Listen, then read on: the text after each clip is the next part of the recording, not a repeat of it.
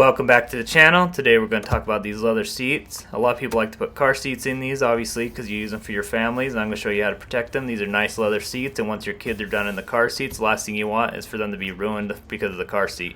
So today we're going to install one of these on this seat, and what that does is when the car seat rubs, it rubs on that rather than the seat itself. It's a pretty easy installation, so let's get to it. Today I'm going to start up here. And this first piece just protects the headrest. I'll link to both of these pieces down below so you know how to get them.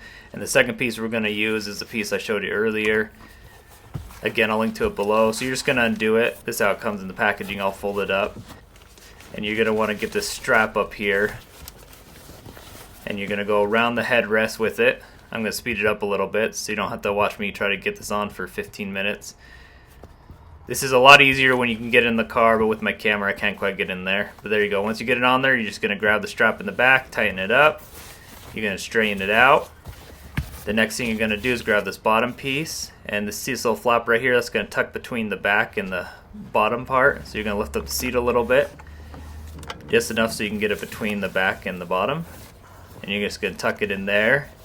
And this will actually drop behind the seat, and then you're going to lay this flat, put the seat down. And there you go. Now you can start putting the seat in. Now that you have the car seat in there, you're good to go. Now it's not going to ruin your leather seat. It's going to be good when you're done. Hope this video helps, and I'll see you all next time.